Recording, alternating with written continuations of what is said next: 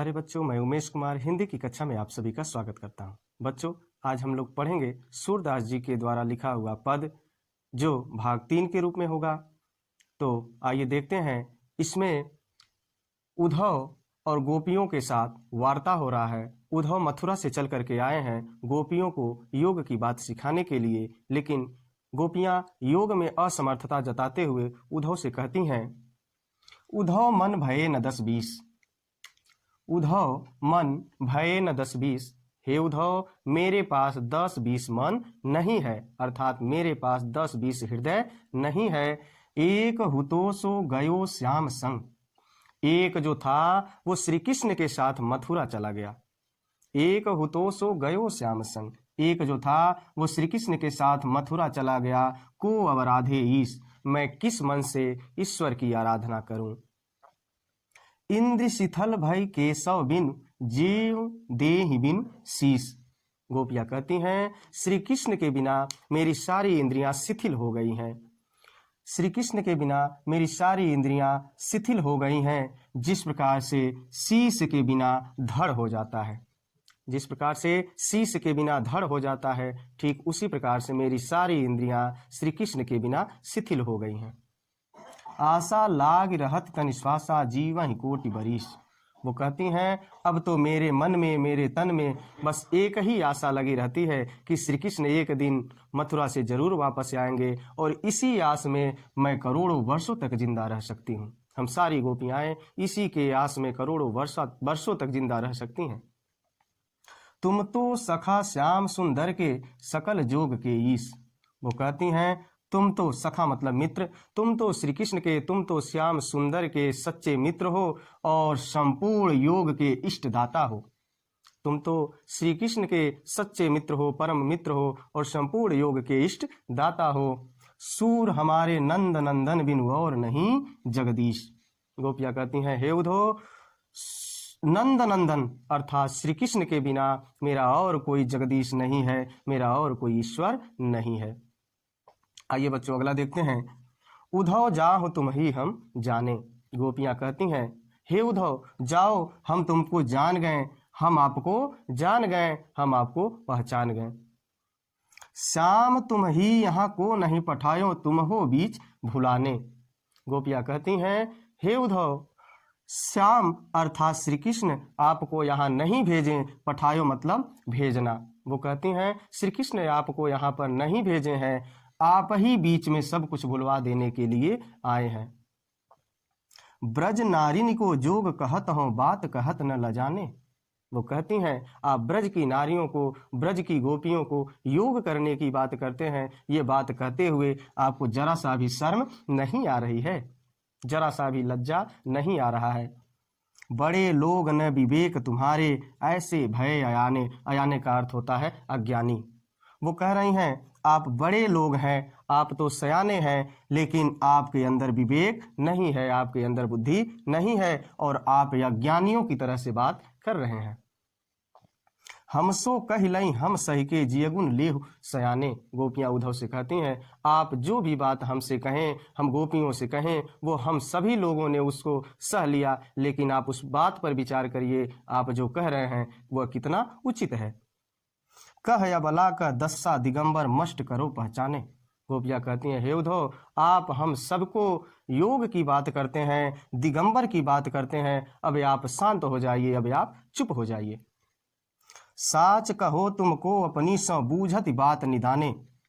गोपियां कहती हैं, हम अपनी सौगंध देकर, सौ मतलब सौगंध, हम अपनी सौगंध देकर आपसे एक बात पूछते हैं, आप सच सच बताइए कि श्याम जब तुम ही पठायो तब न कहूं मुस्काने। गोपियां कहती हैं, सूर श्याम जब तुम ही पठायो तब न कहूं मुस्काने। जब श्री कृष्ण आपको यहाँ भेजे थे तो क्या उनके चेहरे पे जरा सा भी मुस्कान था?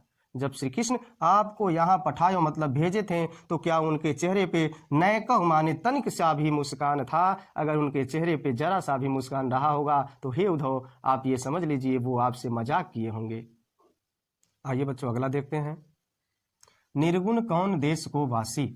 गोपियां उद्धव से कहती हैं, हे उद्धव, आप जिस निर्गुण ब्रह्म की बात कर रहे हैं वह किस देश का रहने वाला है, किस देश का वासी है? मधुकर कहीं समझाहि सौहदे बूझत साँच न हासी। मैं आपसे सौगंध देकर पूछती हूँ, सच सच बताइए, मैं आपसे हंसी नहीं कर रही हूँ, कि कौन है जनक, कौन है जननी, कौन नारी को दासी। आप जिस निर्गुण ब्रह्म की बात कर रहे हैं वह निर्गुण ब्रह्म के कौन जनक हैं, अर्थात उनके पिता कौन है, कौन है जननी, उनकी माता कौन है, कौन है नारी, उनकी पत्नी कौन है, और को है दासी, और उनकी दासी कौन है।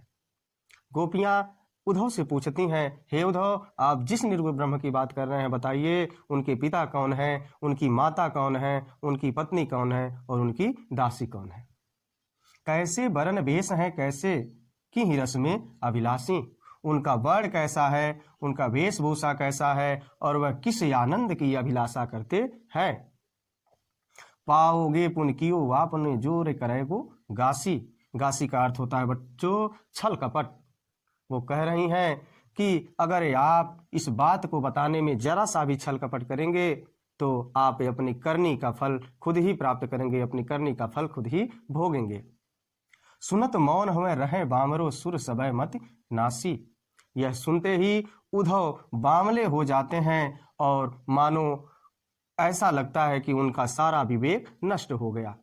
जैसे ही गोपियां कहती हैं कि अगर आप हमसे बात बताने में जरा सा भी छल कपट करेंगे तो अपनी करनी का फल खुद ही भोगेंगे, यह बात सुनते ही वह बावले हो जाते हैं और वह मौन हो जाते हैं और मानो ऐसा लगता है कि उनका सारा विवेक ही नष्ट हो गया। आइए बच्चों अगला देखते हैं। संदेशव देवकी सो कहियो।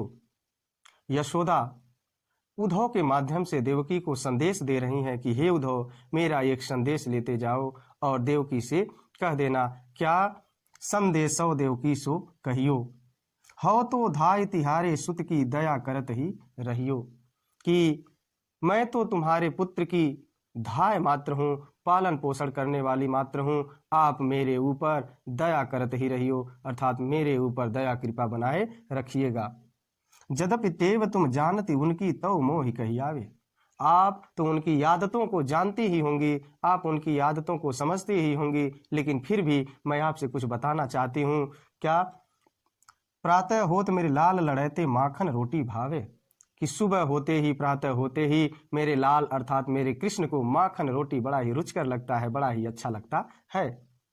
तेल उबटनो अरु तातो जल ताहि देखि भज जाते। जब मैं उनको स्नान कराने के लिए ले जाती थी तो जैसे ही वह तेल उबटन और तातो जल मतलब होता है बच्चों गर्म जल, तो जैसे ही मैं उनको स्नान कराने के लिए ले जाती थी वह तेल उबटन और गर्म जल को देखकर भाग जाया करते थे। जोई जोई मांगत सोई सोई देती, क्रम क्रम करके नहाते। उस समय वो हमसे जो जो मांगते थे वो ले आकर मैं उनको देती थी, तब जाके धीरे धीरे वो नहाते थे। सूर पथिक सुन मोहि रैन दिन बढ़्यो रहत उर सोच, मेरो वलक लड़े तो मोहन वह करत संकोच। यशोदा के मन में ये चिंता, ये सोच बनी हुई है। वो कह रही हैं, हे पथिक अर्थात हे उद्धव, मेरे मन में रात दिन बस यही सोच सताती रहती है, यही सोच बढ़ती है कि मेरे अलख लड़े तो अर्थात मेरे मोहन, मेरे लाडले, मेरे कृष्ण किसी भी चीज को मांगने के लिए वहाँ देवकी से कोई संकोच तो नहीं करते होंगे, अर्थात अपनी माता से कोई संकोच तो नहीं करते होंगे। जी हाँ बच्चों, आज के लिए बस इतना ही। मिलते हैं एक नए पाठ के साथ नए वीडियो में, तब तक के लिए धन्यवाद।